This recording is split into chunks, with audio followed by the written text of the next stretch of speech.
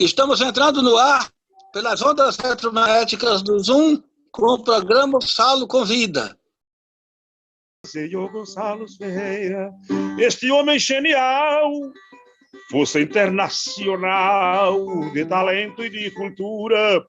A sua literatura é na ciência e é no cordel. Às 3h30 da manhã, como que ao som dos mais barulhentos dos despertadores, Fábio, que é o personagem principal, levanta-se assustado. Do alto do seu beliche duplo, ele olha para o teto do apertado quarto de sua kitnet alugada na SQN 411 em Brasília, Distrito Federal. Boa tarde, escritor Rubens. Boa tarde, mestre Gonçalo. Boa tarde. Bem-vindo ao Gonçalo Convida. Seja muito bem-vindo ao programa Gonçalo Convida. Muito obrigado pelo convite. Estou muito honrado em estar aqui com o senhor. A satisfação é toda nossa e nós precisamos que você nos conte da satisfação, dos empecilhos, das dificuldades, das coisas que sempre aparecem na carreira do escritor. Como é que você se sente com essa sua carreira de escritor? É verdade, mestre Gonçalo. Eu até li um livro recentemente que se chama A Guerra da Arte, que fala que para a gente produzir uma arte é uma verdadeira guerra, né? A gente deixar que o artista que mora dentro de cada um de nós possa vir à tona, realmente não é fácil. Eu sempre amei a arte, eu gosto de cantar, eu gosto demais de música, né? Desde a minha infância, com 6 anos de idade eu já cantava, mas eu fui descobrir esse meu lado mais escritor mais recente, né? Hoje eu tenho 43 anos de idade, e há 6 anos atrás eu resolvi colocar, eu imaginava muitas coisas, mas eu comecei a colocar no papel aquilo que eu imaginava, e comecei a fazer um livro, que a priori tinha um quê, misturava um pouquinho com a minha biografia, sabe? Que um pouquinho da minha história, mas de repente eu coloquei um tempero mágico no livro e comecei pelo lance mais da ficção. E se acontecesse comigo, quando eu tinha 17 anos de idade, em que aparecesse uma espécie de gênio da lâmpada e me perguntasse, pede qualquer coisa que você quiser, eu vou te dar. E aí eu pedi o dom de jogar futebol, e aí todo o livro é a continuidade, como é que seria a minha vida naquele tempo se eu tivesse esse dom atendido. Você entendeu? Uhum. Então, meu escritor, é o seguinte, todos nós, na verdade, todos nós somos escritores. O escritor começa com a primeira palavra e acaba com o ponto final. No meio, você coloca as ideias. E é justamente aí que está o problema. Entre a primeira palavra e o ponto final, você coloca as ideias. E você deve ter feito isto muito bem, já que era a sua vontade, e os deuses depõem a favor da gente imediatamente quando nós queremos uma coisa, e que essa coisa é nobre, imediatamente os deuses da arte, ciência e sabedoria colocam na nossa boca o essencial para a produção do livro. E eu tenho certeza que foi assim com você, absoluta certeza. Portanto, eu lhe faço um pedido, leia logo para a gente, aqui, para os ouvintes, as pessoas que acompanham o Gonçalo Convida, algum trecho do seu livro. Vou fazer isso aqui agora. Ele começa assim, o nome do livro ele é Paixão Nacional. Mestre Gonçalo, eu ousei colocar um subtítulo nele, que é o seguinte, futebol, fé, música, romance e política. Aí você fala, como é que pode um caboclo misturar tanto tema num só livro, né? O cara vem falar de futebol, vem falar de fé, vem falar de música, vem falar de romance e no final ainda fala de política, né? Como é que virou essa sopa? Então, só que não é um livro pesado, apesar de ter esses temas meio difíceis, ele não é um livro difícil, ele é um romance. Eu costumo brincar que ele é um filme de sessão da tarde. É para ser divertido, é para ser gostoso de ler. Mas, ao mesmo tempo, ele trata de temas importantes. Então, eu vou ler um pequeno trecho desse livro aqui, que é logo no comecinho, né? Quando ele fala o seguinte, o título do primeiro capítulo, 3h30 da manhã. Eu digo o seguinte, às 3h30 da manhã, como que ao som dos mais barulhentos dos despertadores, Fábio, que é o personagem principal, levanta-se assustado. Do alto do seu beliche duplo, ele olha para o teto do apertado quarto de sua kitnet alugada na SQN 411 em Brasília, Distrito Federal. E com pouco de esforço ele revira o corpo para conferir a cama de baixa, onde dorme tranquilo seu colega de faculdade e companheiro de apartamento, Ricardo. A bagunça do quarto ajuda a voltar à realidade, enquanto pouco a pouco ele recobra a memória. Era a véspera da prova de termodinâmica, terror de todos os alunos do terceiro semestre de engenharia mecânica da Universidade de Brasília. Eu vou parar aqui, mestre Gonçalo, para fazer um comentário para o senhor. Esse episódio realmente aconteceu na minha vida, sabe? Eu estava na véspera da prova mais importante da faculdade, que é muito difícil, que era termodinâmica. Eu não tinha estudado nada. Ao invés de estudar, eu tinha jogado futebol o dia inteiro. Mas aí eu cheguei em casa às 6 da tarde, tomei um copo de Guaraná em pó. Eu não sei se o senhor já fez isso, misturar Guaraná em pó assim, na água, para poder ficar à noite sem dormir estudando. Só que, ao invés de aquilo me deixar acordado, eu peguei no sono tão profundo, só que eu só me despertei às 3h30 da madrugada, tipo num susto. Parece que o pó de Guaraná fez efeito retardado, e eu realmente acordei assustado às 3h30 da manhã. Então, eu começo o meu livro com essa história que é real, para depois fazer a ponte para uma situação fictícia. Aham. Quer dizer, parece o início de sua própria biografia, para depois, então, entrar no mundo ficcional, não é isso? Foi isso mesmo. Eu realmente fiz engenharia mecânica, como o meu personagem principal, que é o Fábio. Inclusive, Fábio é o nome do meu filho primogênito, né?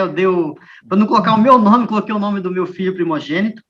E depois, no contexto da faculdade ali, da Universidade de Brasília, foi ali que eu tive um encontro fantástico com um personagem muito importante do meu livro, que é o senhor Emanuel, né, que na verdade é uma pessoa que o personagem conheceu ele, mas depois eu tive um sonho com esse senhor Emanuel, e a partir desse sonho é que a aventura começa. Aí já não é tanto mais parecido com a minha vida, com a minha biografia. Eu deixo um pouquinho de falar da minha biografia e falo como que seria se esse sonho realmente tivesse acontecido. É interessante observar-se que você campeia rapidamente por dois mundos, o mundo real e o mundo ficcional. Você anda nos dois mundos e depois se junta no só o mundo ficcional. É interessante mesmo, você tem toda a matéria-prima ideal para um escritor. Então, o negócio agora é realmente continuar escrevendo. É verdade. O senhor falou um negócio que é muito interessante, né? A arte, a literatura, inclusive, ela permite que a gente faça essa viagem, que a gente viaje no mundo das ideias, que a gente viaje no mundo onde tudo é possível, né? O grau de liberdade que a gente tem quando a gente está escrevendo. E eu vou dizer para o senhor, seu Gonçalo, o quanto eu me diverti escrevendo esse livro. O quanto foi gostoso eu brincar com os personagens, eu criar cenários, eu propor diálogos, eu criar um certo drama para trazer interesse para o livro, e ao mesmo tempo, né, como eu coloco lá no início da própria contracapa, tentar trazer um pouco de mensagem também, né? Eu acho que todo artista é um mensageiro, ele quer passar alguma mensagem naquilo que ele produz. Então, eu fiz essa viagem até esse outro mundo para trazer uma mensagem aqui para o nosso mundo real também, conforme o senhor disse. Justamente. O seu trabalho ficou impressionantemente bom e, com toda certeza, o importante em tudo isso já da base final, é saber onde se pode adquirir o livro, onde os nossos leitores poderão comprá-lo e a comercialização, como se faz a comercialização. Antes disso, porém, eu quero que você teste mais um pouco de considerações sobre o próprio livro em si, porque você partiu do mundo aparentemente ficcional para um outro mundo ficcional, que é o verdadeiro ficcional. O primeiro era real, mas parecia ficcional ao observador desatento, e depois você entrou no mundo realmente ficcional. Então, tem mais comentários sobre essa obra, por favor. Vou fazer isso, mestre Gonçalo. Esse rapaz, que é o Fábio, né, que é o meu protagonista principal no livro, ele tem uma grande insatisfação dentro dele. E eu acho que essa insatisfação é a que produz o artista, sabe? essa vontade de fazer diferença, essa vontade de somar ao mundo alguma mensagem.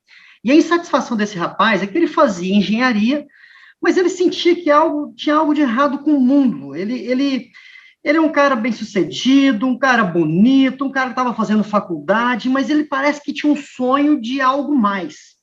Mas quando ele tem esse sonho, né, com o senhor Emanuel, que faz a pergunta para ele, ó, pede qualquer coisa que você quiser que eu vou te dar, é uma espécie, né, até brinquei, como se fosse um gênio da lâmpada, mas lá no livro não é um gênio da lâmpada, é um personagem real que pergunta isso para ele. E a resposta que o meu personagem deu foi o seguinte: eu quero jogar futebol melhor do que o Pelé, melhor do que o Maradona, eu quero um dom, eu quero um presente especial que faça de mim o melhor dos jogadores de futebol. Só que ele pede isso num sonho.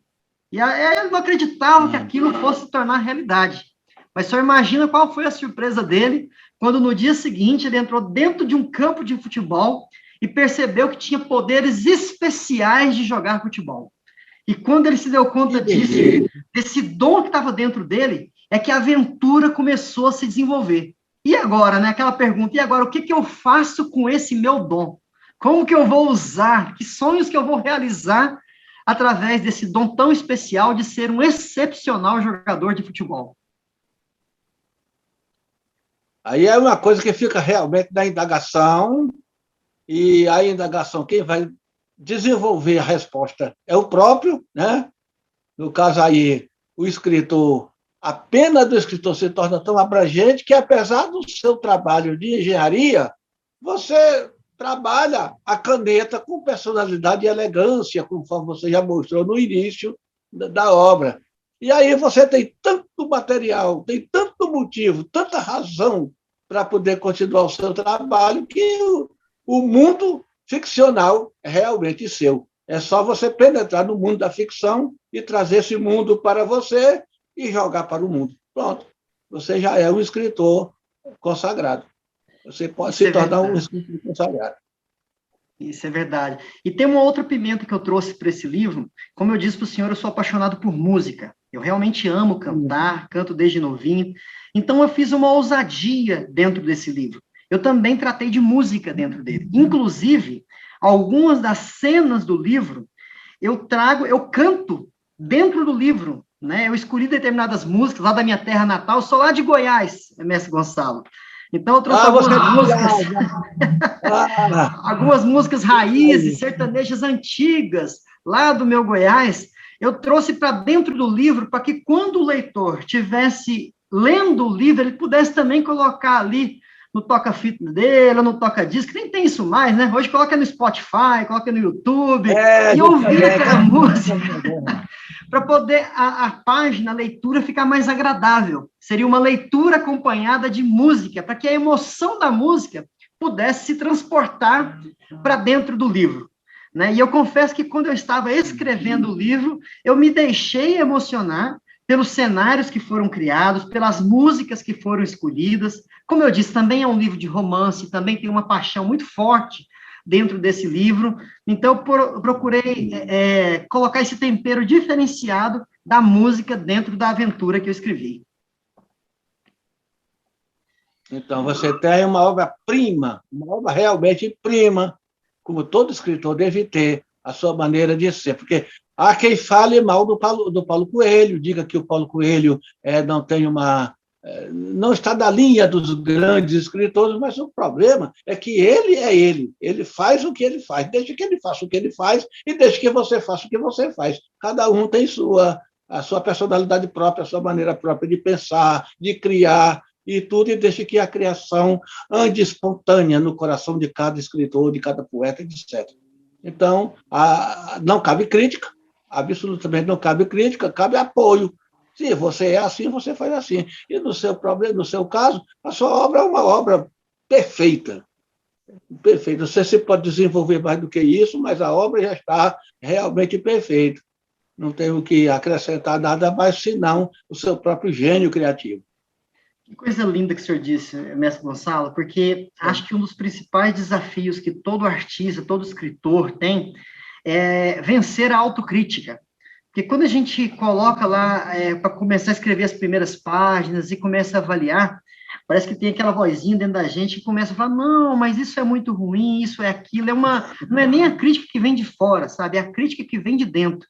Mas depois que a gente se entrega, como o senhor falou, quando a gente se entrega para os deuses da criatividade, se coloca na mão dele e deixa esse dom ser desenvolvido, a autocrítica, ela some, ela apaga e a gente flui, a gente se diverte dentro da nossa obra. E foi assim que eu consegui tirar ele do sonho para o mundo real, para virar um livro de verdade. Você tem poderes.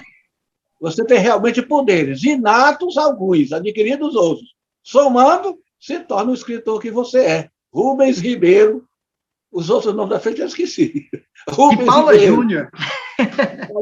Eu lembrei no começo, então. Juntos os dois gênios, aquele que você tem de inato e aquele que tem de adquirido, somos dois juntos na escola da vida e lá vai o escritor. É isso aí. Isso é verdade. Eu acho que todo mundo tem um quê de artista, sabe, mestre Gonçalo? Eu acho que todo mundo tem uma música, tem uma mensagem para deixar no mundo, tem um livro para escrever, tem uma escultura para esculpir. Basta que a gente saiba ouvir esse artista que mora dentro de cada um de nós. Eu também, como você, gosto muito de música. Agora, eu sou exigente. Eu gosto de música, mas a nível de solo instrumental. Dilermando Reis, para mim, é um grande no violão, e outros solistas de outros instrumentos, e eu solista mesmo, vocal. Agora, como eu sou exigente, a música tem que ser muito boa para mim gostar. Ah, que maravilha! Gosto é um negócio impressionante. E o senhor mencionou grandes artistas aí. Eu sou apaixonado pela música. Gosto muito da música de maneira geral. Você não é de Anápolis. Você é de Goiás, mas não é de Anápolis. Na verdade, eu sou natural de Goiânia, da capital, lá pertinho de Anápolis, né? Tenho o meu cunhado que morou em Anápolis, não mora lá mais, mas é lá de Anápolis. Então, Anápolis é uma cidade que eu conheço bastante também. Fica lá pertinho da minha capital, lá de Goiânia. É a cidade do nosso acadêmico Paulo Nunes Batista. Grande Paulo Nunes Batista, da família Batista do Nordeste, dos grandes nomes da literatura brasileira, é de Anápolis, Goiás. Ele era do Fisco. Aí saiu, se aposentou, agora já morreu, mas realmente ele fez nome lá, em todo o Goiás, principalmente em Anápolis. Mas ouviu? Então, é isso aí. Você é um escritor pronto. Prontíssimo. Agora resta apenas colocar o prontíssimo em prática. Jogar o livro na praça e mandar o povo pensar. É verdade, mestre Gonçalo. E é engraçado porque depois que a gente vence o medo, que a gente supera o medo de escrever, eu já estou me aventurando por outros caminhos, né? Esse primeiro livro meu foi um romance, mas eu sou muito apaixonado pela poesia também, muito. Eu amo a poesia. Eu acho que a poesia é um tipo de linguagem que permite a gente dançar com as palavras. Eu costumo dizer que o poeta, ele dança, ele brinca com as palavras, né? Esse estilo de produzir arte, ele dá muita liberdade para a gente poder falar de coisas profundas, com palavras que vão ganhando significados novos. Já escrevi até um outro livro, que eu chamei de Cartas Poéticas a Personagens do Tempo e da Eternidade, onde são espécies de poesias místicas. Foi uma aventura maravilhosa também. Você sabe alguma dessas poesias de cor? Você sabe alguma? Deixa eu ver aqui, eu talvez não saiba de cor, mas até o finalzinho aqui eu vou pegar uma para poder ler, porque poesia realmente é algo até mais gostoso de ler, né? Mas só para você ter uma ideia, eu escrevi cartas poéticas ao ego, cartas poéticas à minha esposa, cartas poéticas à minha nação, cartas poéticas aos meus filhos. Em cada um deles, né, eu fiz uma carta no formato de poesia, tratando de temas muito relevantes, mas, acima de tudo, do autoconhecimento, de entender a profundidade do ser humano e ver que a gente é muito mais, às vezes, do que a superfície. Mas eu vou aqui tentar resgatar, vou até pedir ajuda aqui da minha esposa, ver se consegue resgatar aqui o livro de cartas poéticas aqui, enquanto a gente conversa. Pois é, o lado poético é ótimo. Logo eu vou adquirir um livro seu. Opa, que delícia! Eu vou fazer o seguinte, assim que eu não posso publicar... mais. Assim Não que posso mais ler. Eu não posso mais ler porque eu não enxergo, mas eu faço Sim, alguém ler para mim. exato. Assim que eu lançar esse segundo livro e Cartas Poéticas, que eu vi que o senhor se interessou bastante, eu vou fazer questão de enviar para o senhor, vou pegar o endereço do senhor aqui com a dona Luana e vou passar aí uma cópia, a primeira cópia para o senhor, só pode ter certeza, viu? Minha promessa aqui de lançamento. A própria doutora Luana vai ler para mim. Olha, só escritor Rubens Ribeiro, de Paula Júnior. Você já dispõe dos microfones do programa Gonçalo Convida para suas considerações finais e despedida do seu grande público, do nosso grande público. Muito obrigado. Foi um prazer muito grande estar aqui com o senhor nesse dia, gravando esse programa, falando desse trabalho, falando da arte. É o meu primeiro agradecimento. O livro hoje que nós falamos, né, que é o livro Paixão Nacional, Futebol, Romance, Fé, Música e Política, ele foi publicado, na verdade eu fiz uma autopublicação, né, através daquela plataforma da Amazon.com, que é o Kindle Direct Publishing. Então, um livro autopublicado, hoje ele está disponível em e-book, né, formato digital, ou então em formato capa comum, na Amazon.com. Basta procurar lá por Paixão Nacional. Um dos primeiros livros que aparece lá, né, esse meu, de autoria de Rubens Ribeiro de Paula Júnior, já está disponível lá na livraria da Amazon.com ou Amazon.com.br. Né? Então, é como as pessoas conseguem ter acesso a esse meu primeiro trabalho. Muito bem mesmo. Então, fique totalmente à vontade para suas despedidas, para suas considerações finais, que ainda tiver a fazer. Tá joia. Então, eu me despeço desejando que cada pessoa que estiver ouvindo esse programa possa se desafiar a sonhar, possa se desafiar a trazer a sua arte, seja ela qual for, para poder engrandecer o mundo. A vida é bela, a vida é linda, e a arte é uma manifestação da vida sem tamanho. Então, seja qual foi o dom que cada pessoa que está nos ouvindo aqui tenha recebido de Deus, o meu convite é que essa pessoa deixe esse dom florescer. Não olhe para as dificuldades, não olhe para os desafios, faça acontecer, não delegue essa responsabilidade para ninguém. É um presente que foi dado a nós e só vai virar realidade se cada um de nós abraçar ele para a nossa vida. Essa é a minha mensagem final. Rubens Ribeiro, de Paula Júnior. Muito obrigado, escritor, muito obrigado, grande amigo. Qualquer hora estaremos juntos. Um grande abraço para você e até outro dia. Um grande abraço, até outro dia.